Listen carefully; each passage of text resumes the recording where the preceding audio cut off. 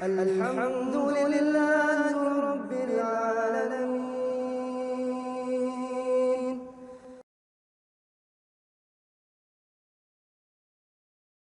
Assalamualaikum warahmatullahi wabarakatuh. Bismillahirrahmanirrahim. Innal hamdalillah nahmaduhu wa nasta'inuhu wa nastaghfiruh wa na'udzu billahi min syururi anfusina wa min sayyiati a'malina. May yahdihillahu fala mudhillalah wa man yudlil fala hadiyalah. Asyhadu an la ilaha illallah wahdahu la syarikalah wa asyhadu anna Muhammadan abduhu wa rasuluh. Ya ayyuhalladzina amanu taqullaha haqqa tuqatih wa la tamutunna illa wa antum muslimun. Ya ayyuhan nasu taqu rabbakumul ladzi khalaqakum min nafsin wahidah wa khalaqa minha zawjaha wa batha minhuma rijalan katsiran wa nisaa'a wattaqullaha alladzi tasaaluna bihi wal arham innallaha kana 'alaikum raqiba. Ya ayyuhalladzina amanu taqullaha wa qulu qawlan sadida yuslih lakum a'malakum wa yaghfir lakum dhunubakum wa may yuti'illaha wa rasulahu faqad faza fawzan 'azima. Amma ba'd. Ikhwana fillah azakumullah, para hadirin dan hadirat yang dimuliakan oleh Allah. Melanjutkan Kitabul Janaiz dari Bulughul Maram. Pada kesempatan yang lalu telah kita bahas tentang jumlah takbir dalam sholat jenazah. Maka takbir yang disepakati disyariatkannya, tidak ada pertentangan di dalamnya, adalah takbir sebanyak 4 kali. Itu adalah takbir yang sahih, hadis-hadisnya kuat, bahkan sangat kuat. Bahkan hal itu menjadi kepastian, tidak ada keraguan di dalamnya. Takbir jenazah sebanyak 4 kali. Kemudian pada saat yang lalu juga kita telah sebutkan bahwa ada riwayat-riwayat yang menunjukkan bahwa jumlah takbir itu kadang-kadang ditambah lebih dari 4. Jadi Nabi pernah bertakbir 5 kali takbir, 6 juga pernah. Bahkan ada riwayat yang paling maksimal jumlahnya adalah 9 kali takbir. Hadis-hadisnya sahih, namun para ulama berbeda pendapat menyikapi, mengkompromikan antara takbir yang berjumlah 4 yang jelas sahih dengan beberapa takbir yang bervariasi. Maka mayoritas para ulama, bahkan ada yang menukil bahwa itu adalah madhab 4 imam madhab,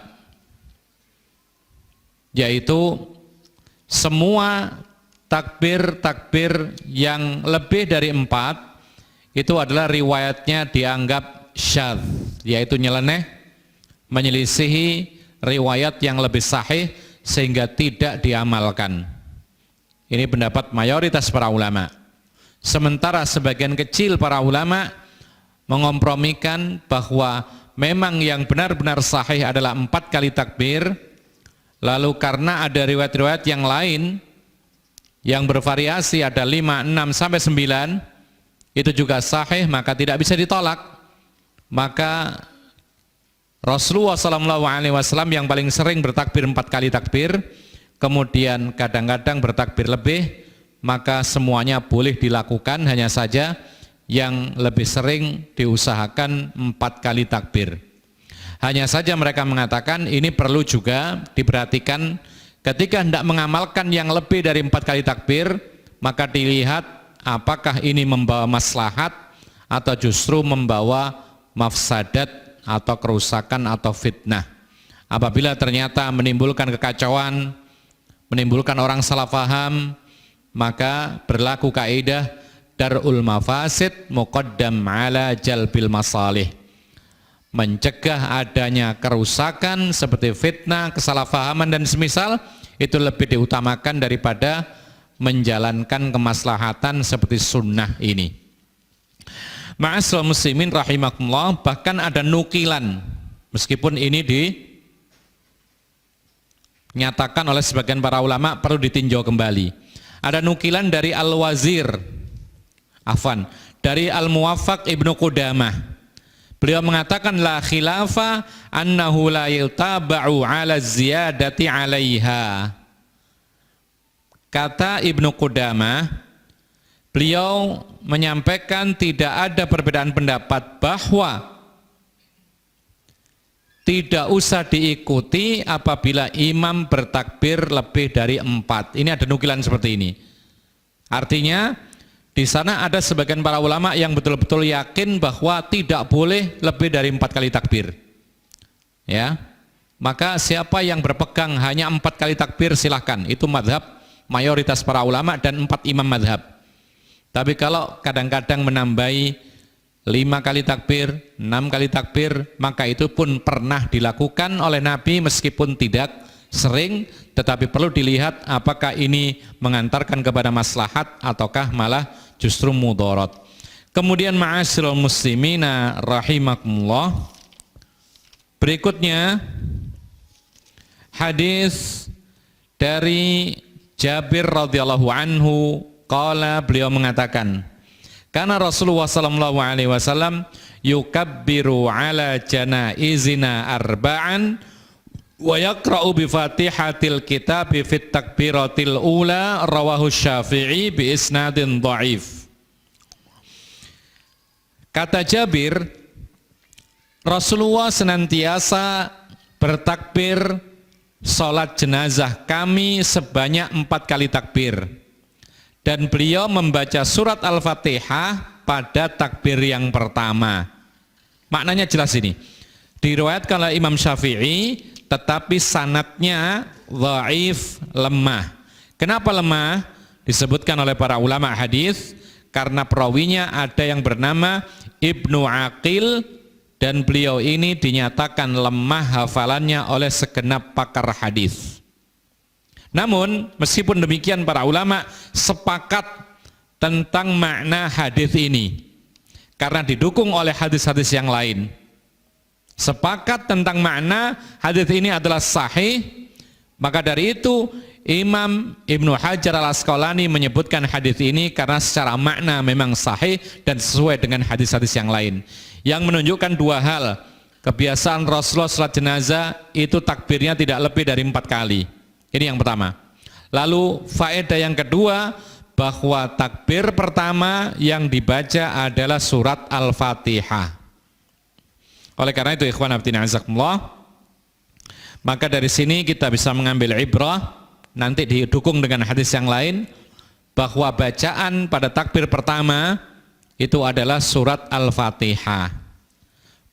Lalu timbul pertanyaan, bacaan Al-Fatihah yang dibaca oleh imam ketika salat jenazah itu jahar atau sirri? Kira-kira apa jawabnya? Apa kira-kira? Sirri atau jahar? Sirri. Kenapa sirri? Taib. Karena ada hadis yang lain yang disebutkan oleh para ulama, hadis itu diriwayatkan oleh Imam Nasai dan yang lainnya, ya, dinukil oleh Al-Albani rahimahullah dalam kitabnya Ahkamul Janaiz wa Bid'auha, halaman 154, ya, dalam kitab hukum-hukum berkaitan dengan perawatan jenazah dan perkara-perkara baru dalam agama tentang jenazah. Ini kitab sangat bagus. Di dalamnya ada tata cara menyelenggarakan jenazah. Kemudian bab terakhir atau setengah bab terakhir itu isinya adalah tentang bid'ah-bid'ah atau perkara-perkara baru yang tidak pernah dicontohkan Nabi tapi dilakukan oleh banyak orang. Contohnya di situ adalah perkara yaitu mengantarkan jenazah dengan suara-suara keras. Ya. Itu tidak disyariatkan oleh Nabi. Bahkan di situ beliau menukilkan sebuah perkataan dari imam, salah satu penerus Imam Syafi'i, yaitu Imam Nawawi. Beliau mengatakan bahwasanya yang benar dan yang harus diambil pendapat adalah yaitu diam ketika mengantar jenazah. Itu ada demikian. Cuman tidak tahu mengapa banyak orang yang mengaku madhabnya Syafi'i tetapi malah menyelisih madhabnya sendiri. Nah, ini banyak sekali hal-hal yang berkaitan dengan amalan-amalan orang sekarang tetapi tidak pernah diajarkan oleh Nabi Sallallahu Alaihi Wasallam. Termasuk diantaranya adalah mengadzani mayat yang mau dikubur. Itu dijelaskan bahwasanya tidak ada asal usulnya, tidak ada satupun hadis tentang hal ini, bahkan hadis dhaif pun tidak ada. Ma'asyiral muslimin rahimakumullah. Apa hadis yang disebutkan oleh Imam An-Nasai dan selainnya? An Umamah bin Sahl qala, dari Umamah ibnu Sahl beliau mengatakan, as-sunnatu fis salati 'alal janazati an yaqra'a fit takbiratil ula bi ummil qur'ani mukhafatatan. Beliau mengatakan sunnahnya di sini maknanya adalah petunjuk Nabi. Karena sunnah itu kadang-kadang bermakna lawannya bid'ah, kadang-kadang bermakna petunjuk Nabi. Ya, kadang-kadang pula bermakna yaitu lawannya makruh. Seperti sholat sunnah misalnya. Ya. Kemudian kadang-kadang bermakna seperti ini adalah petunjuk Nabi. Jadi petunjuk Nabi dalam hal sholat jenazah itu adalah membaca di takbir yang pertama itu adalah Ummul Quran. Apa Ummul Quran?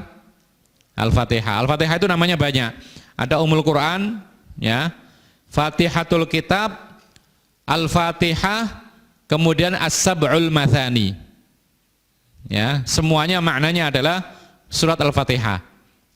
Dikatakan Sab'ul Mathani adalah 7 ayat yang selalu diulang-ulang dalam setiap hari. Karena kita setiap hari pasti akan mengulang-ulang paling tidak 17 kali kalau kita salat wajib saja.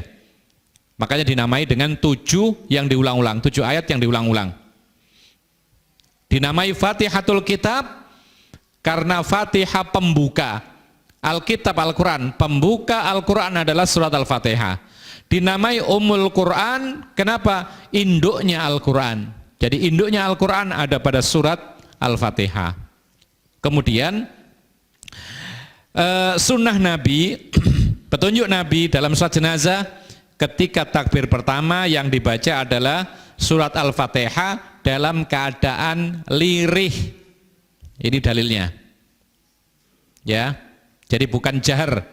Tsumma yukabbiru thalathan. Kemudian takbir sebanyak 3 kali, berarti 4. Yang pertama Al-Fatihah, kemudian tambah 3 menjadi 4. Wat taslim indal akhirah, dan salam ketika akhir dari takbir tadi. Jadi yang keempat salam, langsung ya, tidak ada masalah. Nanti akan ada keterangan bahwasanya setelah takbir keempat nambah doa itu pun juga boleh. Tetapi yang di sini keterangan daripada Abu Umamah ibnu Sahl, Rasulullah ketika salat jenazah, yang pertama takbirnya, kemudian Al-Fatihah, yang kedua salawat, yang ketiga doa, yang keempat langsung salam. Itu tidak mengapa. Ma'asyiral muslimina rahimakumullah. Hadis yang berikutnya. An Talhah bin Abdillah ibni Auf radhiyallahu anhu qala, Sallaitu khalfa ibni Abbasin ala janazatin faqara'a fatihatal kitabi faqala li ta'lamu annaha sunnah, rawahul Bukhari. Dari Talhah ibnu Abdillah ibnu Auf, semoga Allah meridhoinya, beliau mengatakan, aku sholat di belakang Ibnu Abbas ketika sholat jenazah. Lalu Ibnu Abbas sebagai imam tadi, beliau membaca surat Al-Fatihah, kemudian dia mengatakan, sengaja aku lakukan demikian supaya kalian mengetahui bahwa itulah sunnah. Hadis ini diriwayatkan oleh Imam Bukhari. Lagi-lagi di sini sunnah maknanya adalah hadiun Nabi SAW, petunjuk Nabi SAW. Dan petunjuk Nabi itu ada yang wajib, ada yang sunnah. Bahkan petunjuk Nabi itu ada hal-hal yang haram yang harus dijauhi. Ada pula yang makruh yang selayaknya dijauhi. Ini sunnah bermakna lebih umum. Tapi kadang-kadang sunnah itu maknanya adalah sesuatu yang berpahala jika dikerjakan, tidak berdosa ketika ditinggalkan. Seperti sunnah rawatib, ya, salat sunnah duha. Ini sunnah yang berpahala jika dikerjakan, tidak berdosa jika ditinggalkan. Tapi sunnah di sini maknanya adalah petunjuk Nabi. Petunjuk Nabi secara umum bisa wajib, bisa sunnah, bisa makruh, haram yang harus ditinggalkan dan semisal. Adapun yang di sini, maka yang dijelaskan adalah petunjuk Nabi dalam sholat jenazah itu adalah membaca surat Al-Fatihah, yaitu pada rakaat pertama. Dan ini mendukung apa yang telah lalu, yaitu membaca surat Al-Fatihah adalah termasuk kewajiban bagi orang yang sholat jenazah. Dan itu disebutkan oleh sebagian para ulama bahwa membaca surat Al-Fatihah itu hukumnya wajib, bahkan lebih tinggi lagi, rukun sholat jenazah. Sebagaimana Al-Fatihah itu adalah rukun dalam semua rakaat sholat. Rasulullah mengatakan, la sholata liman lam yaqra' bi fatihatil kitab. Tidak ada sholat, maksudnya tidak sah sholat bagi orang yang tidak membaca surat Al-Fatihah. Maka dari itu kita katakan bahwa ketika seorang sholat apapun, baik sholat yang ada rukuk sujudnya maupun sholat yang tidak ada rukuk dan sujudnya seperti sholat jenazah, itu salah satu rukun sholatnya adalah membaca surat Al-Fatihah.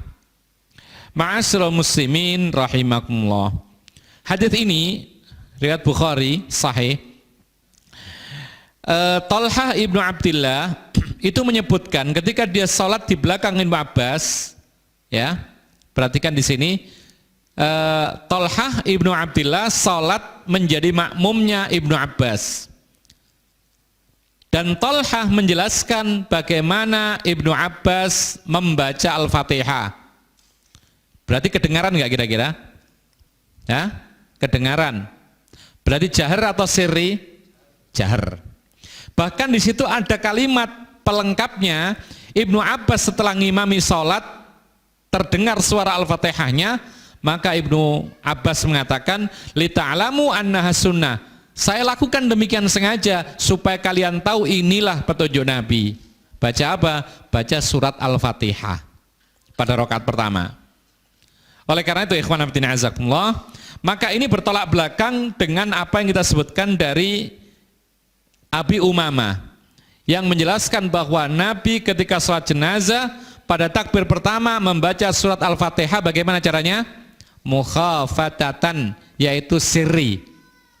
Ya, sekali lagi, secara zahir lahiriah hadis ini bertolak belakang, bertabrakan dengan hadis Abu Umamah yang dinyatakan sahih oleh Al-Albani rahimahullah, riwayat Nasai dan selainnya, bahwa Nabi SAW ketika takbir pertama salat jenazah membaca surat Al-Fatihah dalam keadaan lirih. Lalu di sini Ibnu Abbas sengaja menjaharkan. Kira-kira mana yang benar? Mana yang benar kira-kira?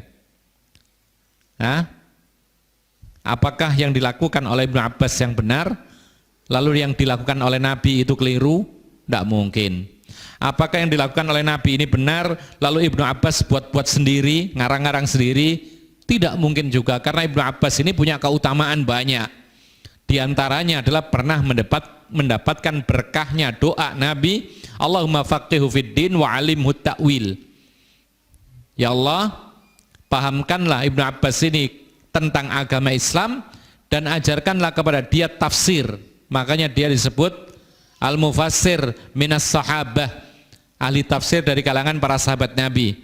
Ya, dikenal dengan tintanya umat.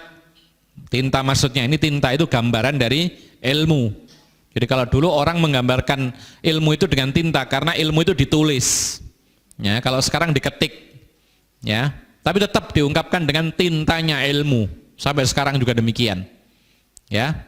Nah, ma'asyiral muslimina rahimakumullah, maka memang secara lahiriah hadis yang diriwayatkan Talhah dari Ibnu Abbas ini bertolak belakang dengan hadis Abu Umamah yang Ibnu Abbas membaca jahar Al-Fatihah, yang Abu Umamah, Nabi membaca dengan lirih. Apa jawabnya? Disebutkan oleh para ulama bahwasanya apa yang dilakukan Nabi itu menjadi patokan. Ya, apa yang dilakukan Nabi menjadi patokan. Apa itu? Membacanya lirih. Kenapa demikian? Sabda Rasulullah SAW, wa khairal hadi hadyu Muhammadin sallallahu alaihi wasallam. Sebaik-baik petunjuk adalah petunjuknya Nabi Muhammad sallallahu alaihi wasallam. Ini satu. Lalu yang kedua, apa yang dilakukan oleh Ibnu Abbas itu sengaja diperdengarkan kepada para sahabatnya atau murid-muridnya supaya sahabat dan murid-muridnya tahu apa yang dibaca ketika sholat jenazah. Sengaja. Berarti tujuannya apa? Untuk mengajari. Ya, untuk mengajari. Dan Ibnu Abbas tidak melakukan terus-menerus. Makanya dia mengatakan, faqala li ta'lamu annaha sunnah. Aku lakukan sengaja supaya kalian tahu ini sunnahnya.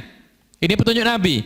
Artinya dia melakukan yaitu tidak seperti kebiasaannya, sengaja, lalu kemudian orang supaya tidak kaget diterangkan, ya saya sengaja jahar ini supaya kalian tahu bahwa inilah yaitu yang dicontohkan oleh Nabi SAW. Ini maksudnya. Sehingga kita katakan yang menjadi patokan sholat jenazah bacaannya adalah sirri, lirih. Kemudian suatu ketika imam kalau ingin mengajarkan kepada umat, karena mungkin umat nggak tahu, ya. Kadang-kadang orang sholat jenazah selesai salam baca apa? Allahu alam. Padahal bacaannya sirri, berarti nggak baca apa-apa kan gitu. Padahal andaikan dia mendengar sejenak saja tahu dia dan bisa karena semuanya sudah dihafal. Bahkan nanti akan ada doanya akan panjang, tidak harus panjang. Para ulama mengatakan yang penting mendoakan mayat meskipun hanya sekedar Allahumma gfirlah boleh. Ya, kalau misalkan antum nggak hafal, jangan nggak sholat. Ya, ini sebagian ada. Lu kok nggak sholat jenazah? Iya, belum ngapal, lupa. Sudah lama nggak sholat, nggak usah sholat. Tetap sholat. Doanya bagaimana? Yang penting ada Al-Fatihah, salawat atas Nabi, kemudian doa. Doa yang panjang nggak harus. Kalau bisa yang panjang, tapi kalau tidak, yang cukup dihafalkan atau yang dikatakan adalah yang penting doa minta ampunan kepada Allah untuk si mayat. Apa bahasa Arabnya? Allahumma gfirlah. Ya Allah, ampunilah dia. Ini sudah sah. Terus sisanya bagaimana? Diem, ya enggak apa-apa. Atau diulang-ulang, boleh. Ya, jangan karena nggak hafal semuanya kemudian tidak sholat jenazah. Ingat, pahala sholat jenazah itu satu qirat, seperti yang dikatakan oleh Nabi SAW. Ma la yudraku julluhu la yutraku kulluhu. Sesuatu yang tidak bisa didapatkan semuanya pahalanya, maka jangan ditinggal semua. Kalau tidak bisa membaca doa semuanya, jangan ditinggalkan sholatnya. Paling tidak semampunya saja. Ya, ma'asyiral muslimina rahimakumullah. Maka dari itu para ulama mengatakan bahwa di dalam Islam bagi imam, ini pelajaran untuk para imam, ya. Makanya para ulama memberikan perhatian khusus tentang para imam sholat. Itu ada ilmunya. Menghadapi para jamaahnya yang bermacam-macam, bervariasi pemahamannya, kemudian tingkat intelektualnya berbeda-beda, kemudian tua mudanya. Makanya ketika sholat Rasulullah mengatakan, kalau engkau menjadi imam maka ringkaslah sholatmu. Tapi maksudnya ringkas di sini dengan menyempurnakannya sesuai dengan sunnah Nabi SAW. Kenapa demikian? Rasulullah mengatakan karena di dalam makmum itu ada yang tua, ada yang sakit, ada yang punya keinginan, kebutuhan dan semisalnya. Maka jangan dipanjang-panjangkan. Meskipun bacaannya bagus, ya, jangan merasa kemudian bacaan saya bagus seperti Syekh Sudais. Lalu kemudian sholat Isya dipanjangkan sampai setengah jam. Ya, maka jangan. Lakukan sebagaimana Rasulullah SAW lakukan. Kata Anas, ma shallaitu wara'a imamin qattu akhaffa salatan wala atamma min Rasulillah sallallahu alaihi wasallam. Aku tidak pernah salat bersama imam pun yang lebih pendek lagi sempurna dibandingkan dengan Rasulullah sallallahu alaihi wasallam. Salat imam yang paling pendek lagi sempurna adalah Rasulullah sallallahu alaihi wasallam. Ternyata kalau kita lihat bacaan salat subuh atur, berarti bukan paling pendek, ya kan? Ternyata ketika salat Isya pernah dia membaca wasyamsi, ya, al-a'la dan lain sebagainya. Bukan hanya kulhu annas, bukan. Jadi maksudnya pendek itu bukan sekedar pendek, tetapi pendek disertai kesempurnaan sesuai dengan sunnah Rasulullah Sallallahu Alaihi Wasallam. Jadi jangan marah ketika imam itu kalau sholat subuh bacaannya sampai 2 halaman, ya, atau sampai 3 halaman. Jangan marah. Usahakan kitanya ini tanazul, kita ini berusaha sadar bahwasanya inilah sunnah Rasulullah Sallallahu Alaihi Wasallam. Bahkan ketika hari Jumat subuhnya itu membaca lebih dari 3 halaman. Kalau kita lihat mushaf yang Madinah itu, karena rakaat yang pertama membaca as-sajdah itu sudah 3 halaman. Kemudian rakaat yang kedua membaca al-insan 1 halaman lebih, berarti 4 halaman lebih, ya. Berapa lama itu membaca kira-kira? Lumayan, lebih dari 10 menit karena bacaannya juga tartil, rukuk dan sujudnya cukup lumayan lama, tumaknina dan semisalnya. Jadi ikhwan fillah azakumullah, ada pelajaran yang disebutkan oleh para ulama bahwasanya boleh bagi sang imam kadang-kadang menjaharkan sholat sirriyahnya kalau tujuannya adalah mengajari makmum. Kadang-kadang ya, jangan terus-terusan. Kadang-kadang sholat sirriyah itu dijaharkan. Maksudnya di sini apa? Untuk ngajari, yang diajarkan apanya misalnya? Doanya, tidak apa-apa. Ketika sujud misalnya, mungkin orang belum tahu doanya, dibaca jar, subhana rabbiyal a'la. Dijarkan, tidak mengapa. Ketika misalnya sedang dalam keadaan berdiri membaca Al-Fatihah, ya, cukup awalnya saja alhamdulillahi rabbil alamin. Kemudian ketika selesai kita ingin baca apa, misalnya kita membaca surat Al-A'la, sabbihisma rabbikal a'la misalnya. Cukup 1 ayat, 2 ayat, yang penting jamaahnya tahu perkiraan ketika sholat zuhur itu bacaannya ya ini dan ini. Dan itu pernah dilakukan oleh Nabi Sallallahu Alaihi Wasallam dalam hadis Anas muttafaqun alaih. Nabi Sallallahu Alaihi Wasallam itu ketika 2 rakaat pertama itu rakaat 1 dan 2, ya, dalam sholat yaitu zuhur dan asar, beliau baca Al-Fatihah ditambah surat yang lain. Lalu Anas mengatakan wa yusmi'una al-ayata ahyanan. Dan Rasulullah itu kadang-kadang memperdengarkan kepada kami salah satu ayatnya. Jadi setelah dijelaskan Rasulullah baca Al-Fatihah, kemudian kadang-kadang membuat kami dengar, artinya memperdengarkan kepada kami. Artinya sengaja dijaharkan sesuatu yang sirri. Yang dijelaskan adalah sebagian ayat saja. Dan ini menunjukkan demikianlah cara Rasulullah mengajari umat ketika sholat sirriyah, sehingga para sahabat tahu ketika sholat zuhur asar yang sirriyah itu ternyata bacaannya ini dengan cara Rasulullah menjaharkan sebagiannya saja, dan itu kadang-kadang saja. Oleh karena itu sebagian para ulama juga mengatakan maka boleh menjaharkan sholat sirriyah kadang-kadang kalau memang tujuannya adalah ta'lim, mengajari. Seperti kadang-kadang di sekolah-sekolah itu, ya, anak-anak sekolah SD yang umur masih kelas 1, kelas 2 itu perlu belajar sholat, padahal sholatnya sholat zuhur. Boleh nggak dijaharkan oleh sang imam? Jawabannya boleh, tapi dengan catatan, yaitu tujuannya adalah mengajari mereka apa yang dibaca ketika sholat zuhur, sampai zikir-zikirnya pun dibaca, zikir sujud, zikir rukuk, tidak mengapa dikeraskan, ya. Tapi syarat yang kedua adalah hanya sesekali saja ketika dibutuhkan, tidak terus-terusan. Karena sebagian teman-teman itu ada yang setiap sholat zuhur asar mesti dijaharkan, ya. Tidak demikian. Kalau sudah bisa tahu apa yang dibaca, kembali lagi kepada sirriyah. Kalau alasannya ya supaya anak itu hafal, bacaan salat, hafal ayat Al-Qur'annya, hafal suratnya, praktek. Kita katakan kalau untuk menghafal surat, kalau untuk menghafal ayat di tempat yang lain bisa dikoreksi. Tidak harus dipraktekkan dalam salat. Ma'asyiral muslimin rahimakumullah.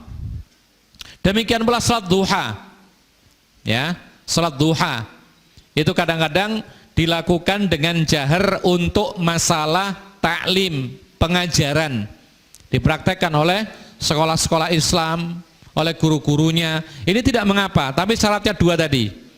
Dilakukan kadang-kadang ya untuk mengajari mereka bagaimana salat duha yang benar, lalu yang kedua hanya sesekali saja, sebatas kebutuhan saja. Setelah mereka bisa, maka sudah kembali kepada salat sirriyah. Ma'asyiral muslimin rahimakumullah. Kemudian disebutkan oleh para ulama bahwasanya demikian pula dalam hal-hal yang syariatnya itu tidak seperti kebiasaan. Contohnya disebutkan oleh para ulama, sholat berjamaah itu biasanya kan sholat wajib, sholat fardu. Nah, boleh nggak sholat sunnah berjamaah? Kita katakan kalau masalahnya sholat sunnah itu memang diajarkan berjamaah, ini jelas, nggak perlu kita bahas. Sholat sunnah berjamaah apa contohnya? Tarawih, apa lagi? Nah, sholat sunnah yang berjamaah selain tarawih apa? Gerhana menurut pendapat sebagian para ulama, karena sebagian mengatakan itu wajib. Apa lagi? Sholatul Id wajib. Iya. Ya, pendapat yang kuat wajib, bahkan fardhu ain. Sholatul Id. Makanya wanita suruh keluar semua ikut sholat, meskipun wanita haid, meskipun wanita yang sedang dipingit, yang tinggal nunggu hari hanya pernikahan, tetap ikut ke musola tempat sholatul id. Hanya saja wanita haid ya tidak ikut sholat dan berada di tempat yang berbeda dengan orang-orang yang sholat. Nah, ini menunjukkan bahwasanya pentingnya sholat id. Tapi yang kita bicarakan adalah sholat sunnah yang berjamaah, itu jelas berjamaah. Ada pula sholat sunnah yang lain yang tidak berjamaah, itu boleh dilakukan dengan berjamaah kalau ada hajat kebutuhan seperti maksud tujuan mengajari mereka. Misal sholat duha berjamaah, boleh, meskipun syariatnya adalah tidak berjamaah, tapi karena untuk mengajari mereka boleh dilakukan dengan berjamaah. Catatan yang kedua ya, ini sudah ada hajat kebutuhan. Yang kedua, tidak dilakukan secara terus-terusan.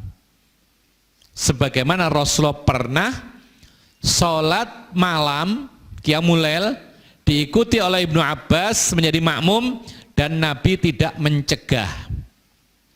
Tapi Rasulullah tidak terus-terusan sholat malam itu berjamaah. Kebiasaannya sholat malam sendiri-sendiri. Baru ketika diikuti oleh Ibnu Abbas dan Ibnu Abbas ingin belajar bagaimana sholat yang benar, maka dipersilakan oleh Nabi Sallallahu Alaihi Wasallam. Kemudian ma'asyiral muslimina rahimakumullah. Timbul pertanyaan yang berikutnya, dan ini disebutkan oleh para ulama bahwasanya setelah takbir yang pertama, tapi sebelum masalah takbir yang pertama, tentang ta'awud. Apakah kita membaca ta'awud atau tidak?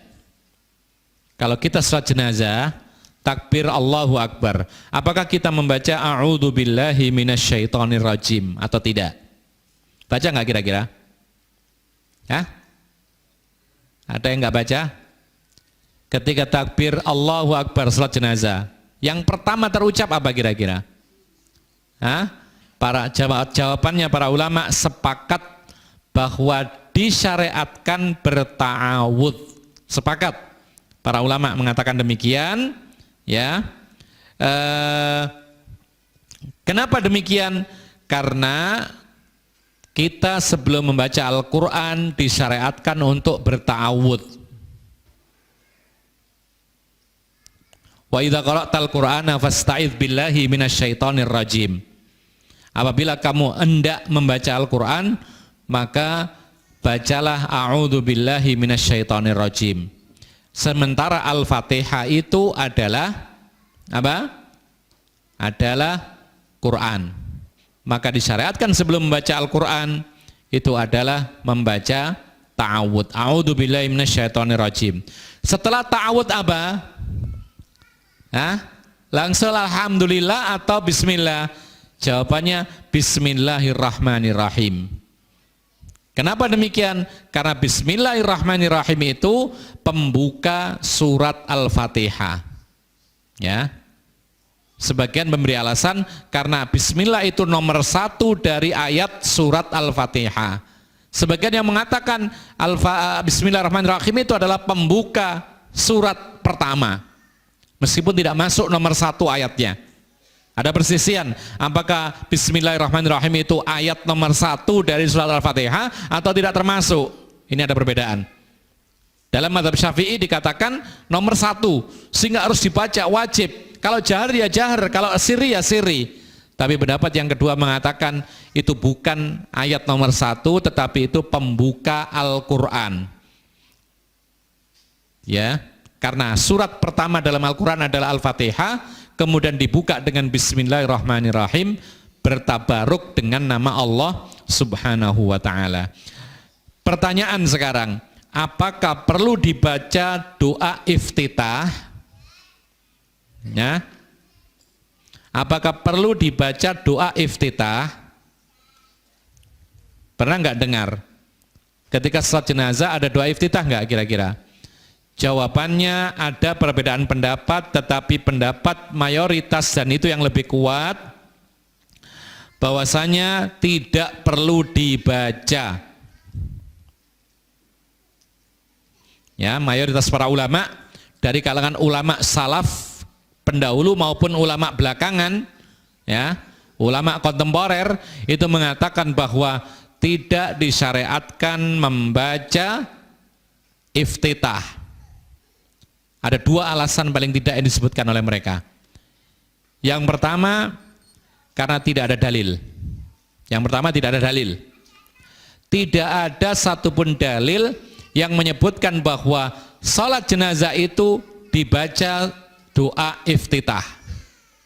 Ini satu. Ya. Lalu yang kedua disebutkan oleh para ulama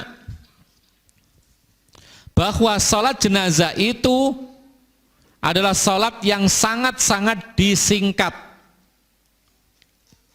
Salat yang sangat-sangat diringkas. Makanya tanpa ada rukuk dan sujud. Padahal rukuk dan sujud itu dalam salat biasa itu rukun.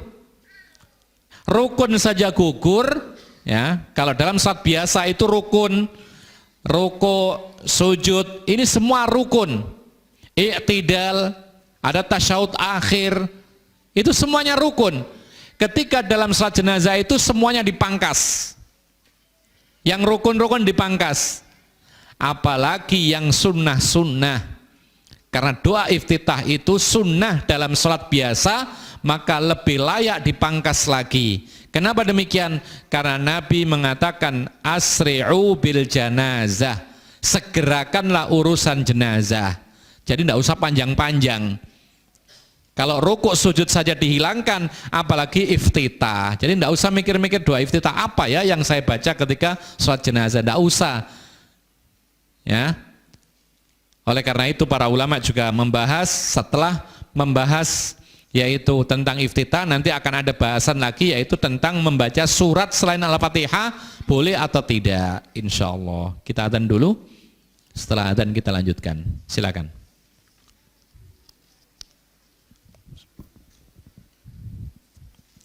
Kita lanjutkan kembali. Setelah kita mengetahui bahwa dalam sholat jenazah menurut pendapat yang kuat maka tidak perlu membaca doa iftitah dengan 2 alasan. Apa tadi? Tidak ada dalil. Yang kedua, sholat jenazah itu adalah sholat yang sangat ringkas. Kalau rukun-rukun sholat pada umumnya digugurkan seperti rukuk dan sujud, maka demikian pula sunnah-sunnahnya lebih patut untuk digugurkan. Karena Nabi mengatakan asri'u bil janazah. Makanya para ulama memberikan catatan yang penting, Jadi kalau ngurusi jenazah itu ketika jenazah sudah disolati, tidak usah lama-lama ceramah. Ya, karena ada yang kami jumpai itu ketika ada seorang jenazah ini seorang tokoh ya. Kemudian orang-orang yang ditokohkan pun akhirnya berebut untuk ceramah. Kita saksikan, ada pernah terjadi itu. Jadi setelah sholat jenazah sendiri selesai, ya, karena sang tokoh ini berwasiat yang menyolati adalah anaknya sendiri, maka mau tidak mau anaknya yang maju. Kemudian setelah itu majulah ketua pimpinan dari organisasi itu yang diikuti oleh si mayat, ketua. Setelah itu pejabat setempat bicara. Yang pertama 10 menit, yang kedua 10 menit, kemudian lagi Pak Mudinnya ikut bicara lagi. Akhirnya apa? Penuh secara tuntas setengah jam.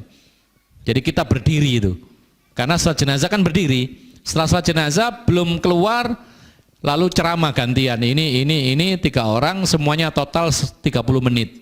Maka ini akhirnya apa? Akhirnya memperlambat proses penguburan jenazah. Padahal Nabi mengatakan asri'u bil janazah. Sholatnya saja dipangkas sekian banyak, ya mestinya kalau memang harus mengingatkan orang ya yang sangat singkat saja. Tidak perlu sampai 3 orang masing-masing sekian menit. Yang berikutnya yang disebutkan oleh para ulama, bahwasanya apakah dibaca surat setelah Al-Fatihah? Ya, pada takbir yang pertama kan membaca Al-Fatihah. Tadi kita katakan ta'awud iya, Bismillahirrahmanirrahim iya, Al-Fatihah iya, istiftah tidak. Kemudian apakah boleh membaca surat yang lain? Ya, jawabannya menurut jumhur para ulama tidak disyariatkan membaca surat yang terpendek sekalipun tidak. Ya, yang terpendek sekalipun tidak. Kenapa demikian? Lam yarid 'anin Nabi sallallahu alaihi wasallam, karena tidak pernah dicontohkan oleh Nabi sallallahu alaihi wasallam. Wa khairul hadi hadi Muhammadin sallallahu alaihi wasallam. Sebaik-baik petunjuk adalah petunjuk Nabi sallallahu alaihi wasallam. Taib. Kemudian ikhwan fillah azakumullah, pertanyaan yang berikutnya tadi sudah kita pahami setelah takbir pertama adalah Al-Fatihah. Kemudian takbir yang kedua membaca apa?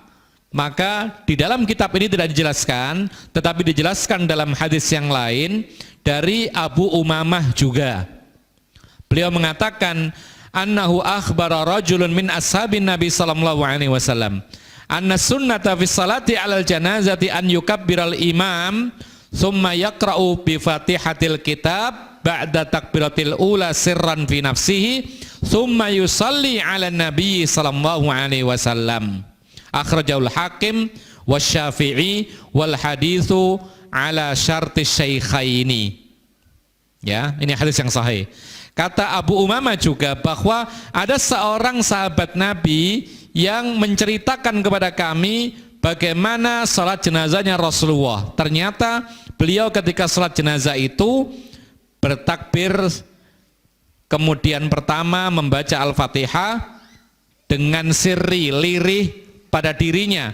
Kemudian setelah itu sholawat atas Nabi. Maksudnya kemudian takbir yang kedua lalu bersalawat atas Nabi. Hadis ini sesuai dengan syarat Bukhari dan Muslim. Meskipun tidak disebutkan dalam kitab Bukhari dan Muslim, tetapi syarat-syaratnya terpenuhi seperti syarat yang disampaikan oleh Imam Bukhari dan Muslim. Maka ini menunjukkan bahwa setelah Al-Fatihah, kemudian takbir yang kedua, membaca salawat atas Nabi. Salawat yang mana? Jawabannya ketika disebutkan yusalli mutlak, yang penting bersolawat. Kalau bisa yang panjang silahkan, ya, yang panjang ya salawat Ibrahimiyah. Allahumma shalli ala Muhammad wa ala Muhammad kama shallaita ala Ibrahim wa ala Ibrahim sampai selesai. Boleh. Atau para ulama mengatakan mutlaqus sholati ala Nabi, yang penting bersolawat, ada kalimat salawat. Ya, takbir yang kedua Allahu Akbar, Allahumma shalli ala Muhammad, boleh dan sah. Allahumma shalli ala Muhammad wa sallim alaihi, boleh. Allahu Akbar, salawat, Allahumma sallim wa salli alaihi, boleh. Atau misalnya sallallahu alaihi wasallama, boleh juga. Yang intinya adalah menyolawati Rasulullah sallallahu alaihi wasallam. Apa sih salawat atas Nabi? Salawat atas Nabi itu adalah mendoakan kebaikan untuk Nabi Muhammad sallallahu alaihi wasallam. Kemudian ma'asyiral muslimin rahimakumullah, wa an Auf bin Malik radhiyallahu anhu qala Shalla Rasulullah sallallahu alaihi wasallam ala janazatin fahafidtu min du'aihi. Ini takbir ketiga. Dan tidak ada perselisihan para ulama. Imam Nawawi mengatakan bahwasanya tempat doa pada salat jenazah itu adalah setelah takbir ketiga. Ini tidak ada persisian. Kata Auf bin Malik, Rasulullah SAW salat jenazah dan aku menghafal doa beliau adalah Allahumma ighfir lahu warhamhu wa'afihi wa'fu anhu wa akrim nuzulahu wa wassi' mudkhalahu waghsilhu bil ma'i wal thalji wal barad wa naqqihi minal khataaya kama yunaqqas thawbul abyadu minad danas wa abdilhu daran khairan min darihi wa ahlan khairan min ahlihi wa adkhilhul jannata waqihi fitnatal qabri wa adzaban nari. Lafaz-lafaznya memang ada satu dua yang berbeda dengan yang lainnya, tetapi secara umum riwayat-riwayat yang berbeda itu semuanya sahih. Ya, seperti misalnya wa abdil hudaran khairan min darihi. Ada yang Allahumma abdil hudaran khairan min darihi. Ini boleh, tidak ada masalah. Hanya ketambahan Allahumma yang artinya adalah ya Allah.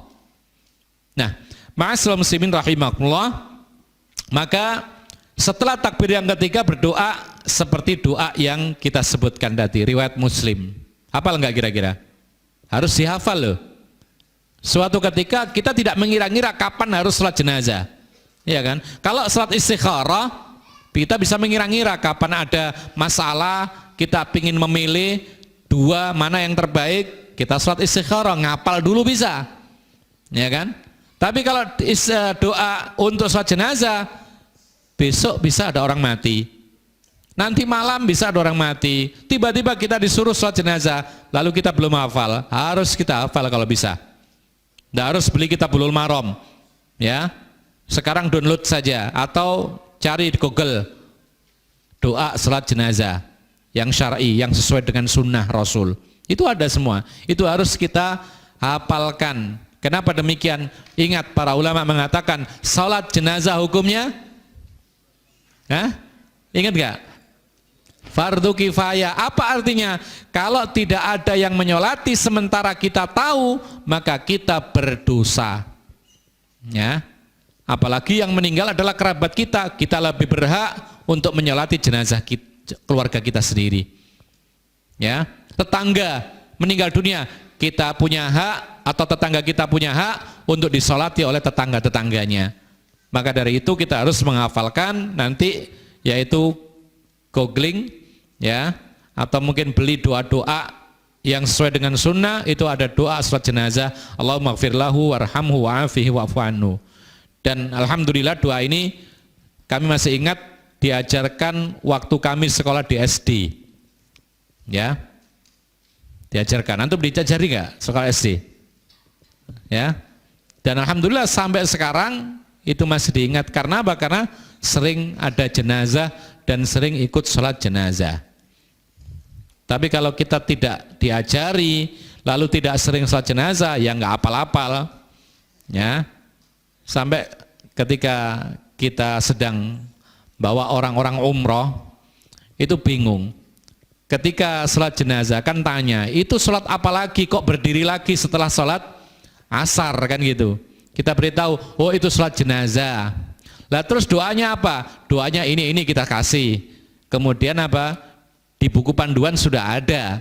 Kan biasanya kadang ada buku panduan kalau umroh itu. Di situ ada doa-doa, zikir-zikir, ada pula bagaimana tata cara sholat jenazah. Kita bukakan, ini loh doanya.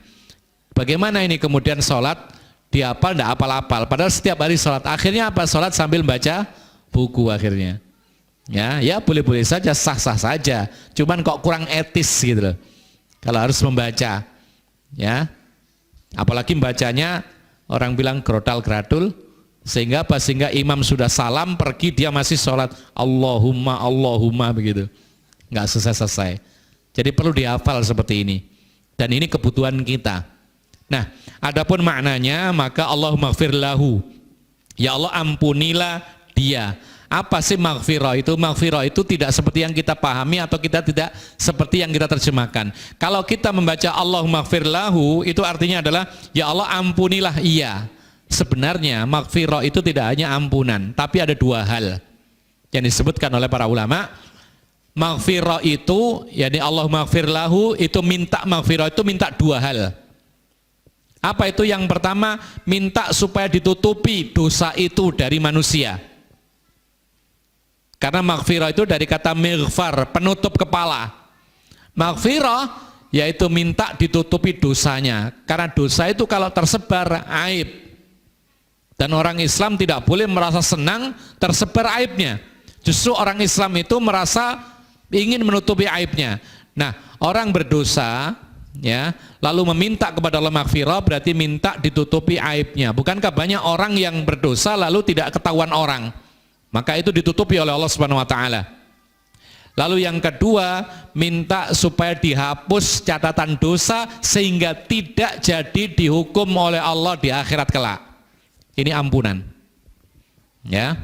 Jadi Allahumma gfir lahu warhamhu, dan rahmatilah ia, wa'afihi wa'fu anhu, dan selamatkanlah ia dan maafkanlah ia, wa akrim nuzulahu, dan muliakan tempatnya, wa wasi' mudkhalahu, dan luaskanlah tempat masuknya, waksilhu, dan cucilah ia bil ma'i wal thalji wal barad, dengan air dan salju dan es, wa naqqihi minal khataya, dan sucikanlah dari kesalahan-kesalahannya, kama yunaqqas thawbul abyadu minad das, sebagaimana baju putih yang disucikan dari kotoran, wa abdilhu daran khairan min darihi, dan gantilah bagi dia tempat yang lebih baik daripada tempat tinggalnya, wa ahlan khairan min ahli, dan keluarga yang lebih baik daripada keluarganya, wa adkhilhul jannata, masukkanlah dia ke surga, waqihi fitnatal qabri, peliharalah jagalah dari fitnah kubur, wa adzabin nar, dan jagalah dari azab neraka. Ikhwan fillah azakumullah, ada catatan di sini. Kalimat Allahumma gfir lahu, ada lahu. Ini karena jenazahnya laki-laki. Kalau perempuan diganti apa? Laha. Para ulama sepakat akan hal ini.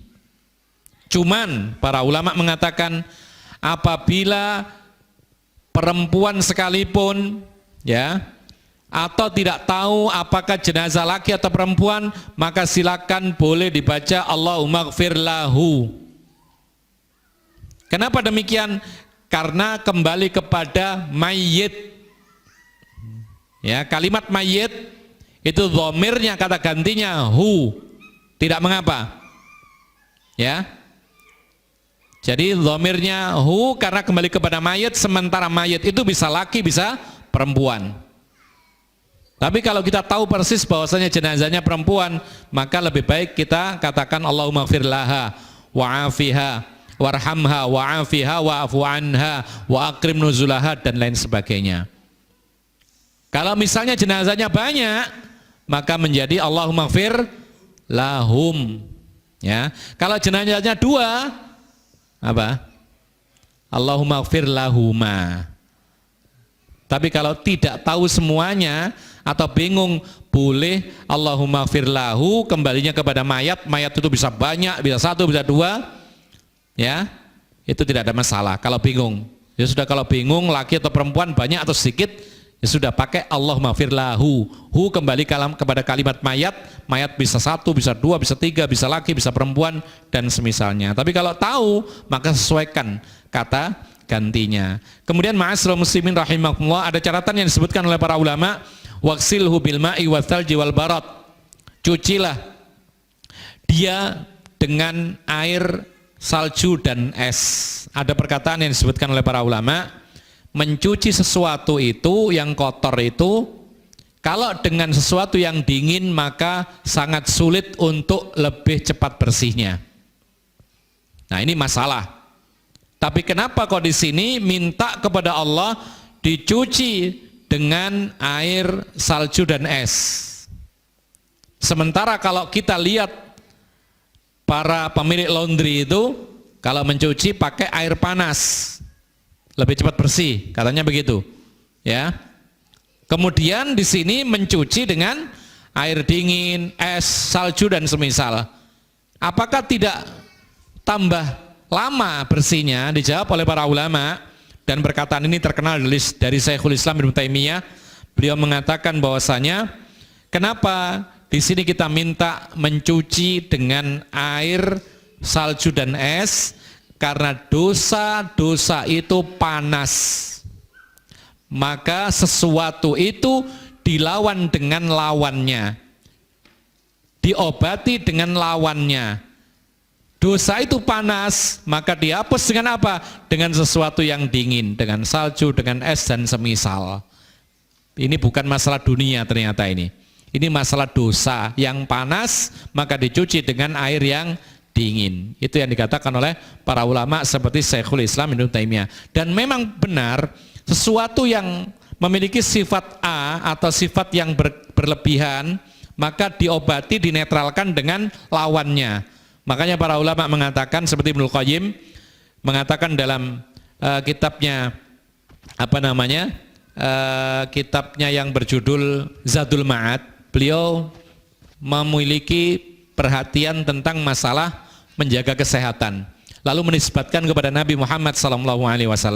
Beliau mengatakan di antara petunjuk Nabi dalam memelihara kesehatannya, maka dia memilih makanan itu sesuatu yang memang ada di tempatnya, yang biasa, tidak neko-neko. Ya. Lalu Rasulullah juga dalam hal menjaga makanan dan kesehatannya, beliau tidak memaksakan diri untuk menetapi suatu makanan menjadi hobi sehari-hari. Tidak. Jadi tidak, misalkan ada orang makanan favoritnya durian, setiap hari sarapan durian, ini tidak sesuai dengan Nabi, tidak sesuai dengan sunnah Rasul. Ya kalau ada durian, kalau nggak ada gimana? Kesulitan, ya kan? Kemudian juga termasuk salah satu sunnah Rasul dalam makan dan memelihara kesehatan, maka Rasulullah SAW ya berusaha untuk memakan sesuatu yang sedang musim. Kalau musim itu apa? Biasanya kan melimpah, sehingga harga pun juga murah. Maka Rasulullah makan itu. Kenapa demikian? Dikatakan oleh para ulama, ketika Allah itu membuat sesuatu itu melimpah, ini isyarat bahwa Allah ingin semua orang merasakan. Jadi kalau ada musim apa gitu, sempatkan untuk merasakannya. Di sini misalnya musim apa? Musim duren, sempatkan makan duren. Kalau nggak musim jangan nyari-nyari. Itu sunnah Rasul. Ya.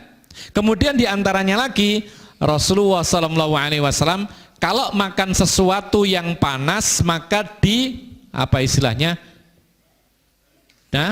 dinetralkan dengan yang dingin. Contohnya Rasulullah kalau makan kurma maka beliau iringi dengan makan semangka. Coba di sini kurma dengan semangka dimakan, ya dimakan. Pernah juga Rasulullah SAW makan mentimun dengan kurma juga pernah. Jadi kurma ini memiliki sifat panas, sementara semangka ini memiliki sifat dingin. Kurma memiliki sifat kering, airnya sedikit kadar airnya. Semangka memiliki sifat basah, bahkan lebih dari 80% semangka itu adalah air. Jadi kalau antum makan semangka nggak minum nggak masalah, karena 80% itu air. Coba kalau antum peras itu air isinya. Demikian pula mentimun, ya dicampur dengan kurma. Ini dilakukan oleh Rasulullah. Kenapa demikian? Mentimun punya sifat dasar dingin dan berair, sementara kurma itu sifat dasarnya panas dan kering. Nah, ma'asyiral muslimin rahimakumullah, inilah yang bisa kita sampaikan dan mudah-mudahan bermanfaat. Mudah-mudahan juga kita bisa mengamalkannya. Kemudian ya sudah takbir keempat, nanti akan ada tambahan doa yang berikutnya bisa kita baca pada takbir ketiga dan boleh juga di takbir yang keempat insya Allah. Jadi kita sampai ke takbir yang ketiga di sini. Silakan kalau ada yang bertanya. Ya.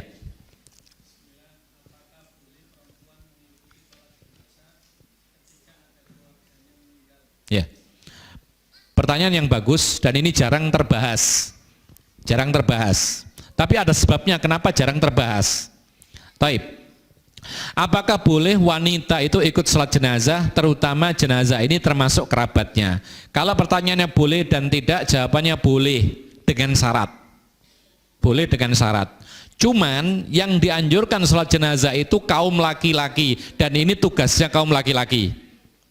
Sama dengan sholat jamaah yang lain yang diperintahkan ke masjid laki-laki.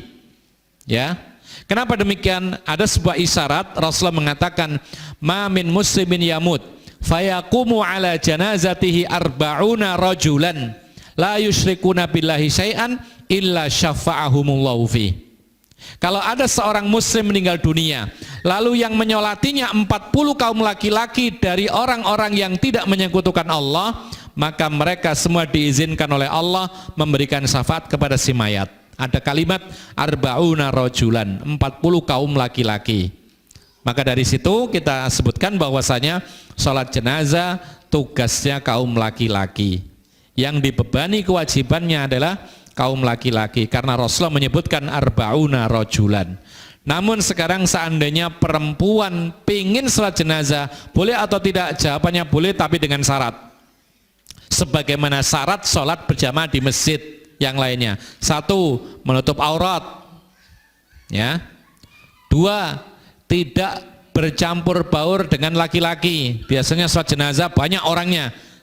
Sehingga apa? Sehingga tempat perempuan jadi tempat laki-laki. Maka seperti ini tidak boleh perempuan ikut-ikutan. Lalu yang ketiga, tidak memakai parfum. Yang keempat, aman dari fitnah. Jangan sampai kemudian ketika ikut sholat jenazah akhirnya melihat banyak laki-laki sampai kedip-kedip. Nah, ini tidak boleh. Ya, ini fitnah namanya. Ya, jadi kalau memang ketika kita lihat banyak jumlah jamaahnya sehingga masjid biasanya kosong sekarang penuh, bahkan meluber sampai ke tempat-tempat perempuan, perempuan tidak usah ke masjid. Ya, ini hampir sama dengan masalah mengantar jenazah. Cuman kalau mengantar jenazah itu ada larangannya perempuan. Kalau sholat jenazah tidak ada larangannya, cuman boleh tetapi dengan syarat-syarat yang sangat ketat tadi. Jadi mendingan tidak usah saja, sudah doakan mayat itu supaya diampuni dosanya dari rumah. Allahu a'lam. Silahkan. Yang lain?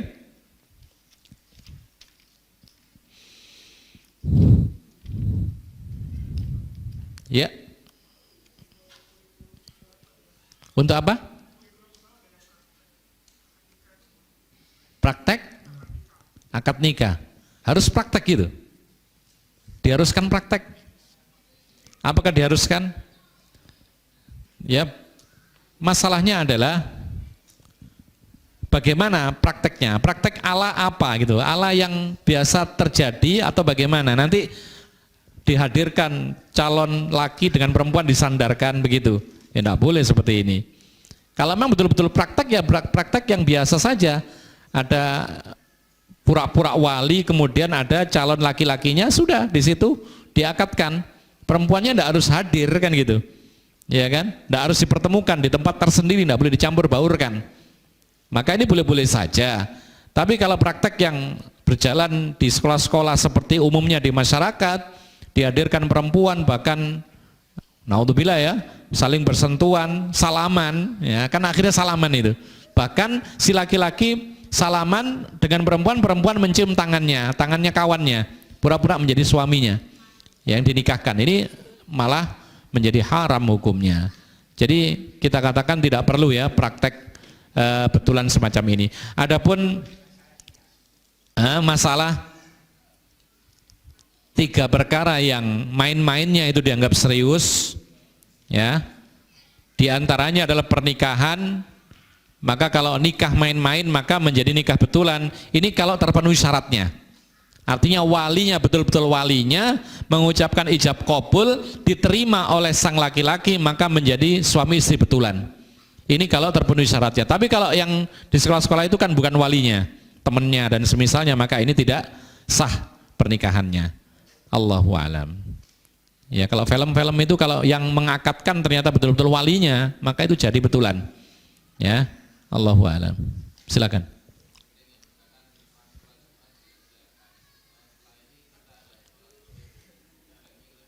Ya.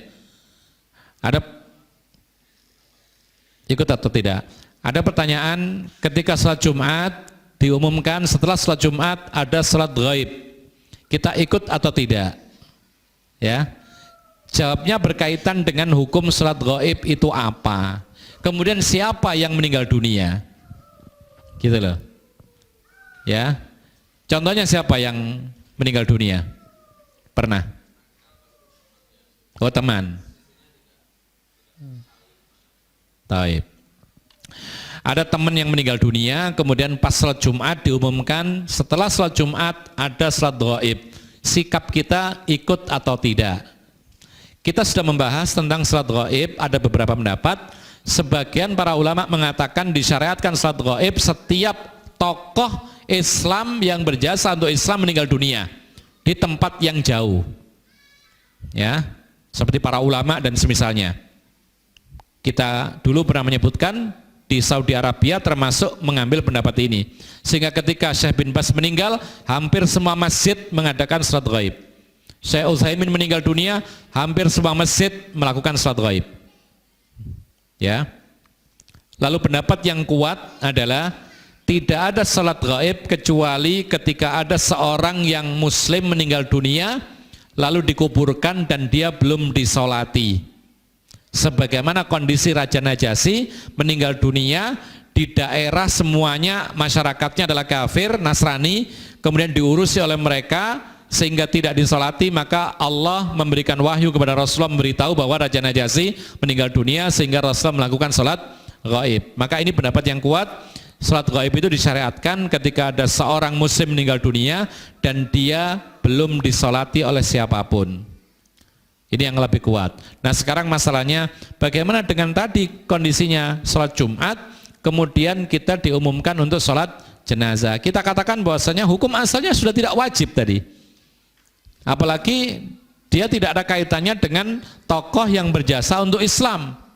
Ya, bukan ulama, bukan pula berkaitan dengan seperti kisahnya para sahabat Nabi yang mencurahkan hartanya untuk Islam, bukan, tidak ada kaitannya, orang biasa. Maka hukum asalnya tidak disyariatkan, maka tidak mengapa kita tidak ikut. Tapi kalau kita ikut, ya, karena meyakini bahwasanya ini adalah imam kita yang sholat dan kita dianjurkan untuk mengikuti imam, silahkan, tidak ada masalah. Karena memang ada pendapat yang mengatakan bahwa sholat jenazah itu dilakukan ketika ada orang Islam yang kita kenal meninggal dunia di tempat yang jauh. Tapi kami dalam hal ini kami kuatkan adalah tidak harus kita ikuti, karena pendapat yang paling kuat adalah sholat ghaib itu untuk orang Islam yang meninggal dan belum ada orang yang menyolati sama sekali. Allahu a'lam. Ya, mungkin ini yang bisa kita sampaikan. Mudah-mudahan bermanfaat. Wa akhiru da'wana alhamdulillahirabbil alamin. Wassallallahu ala nabiyina Muhammadin wa ala alihi wa sahbihi ajma'in. Subhanakallahumma bihamdika asyhadu an la ilaha illa anta astaghfiruka wa atubu ilaik. Assalamualaikum warahmatullahi wabarakatuh.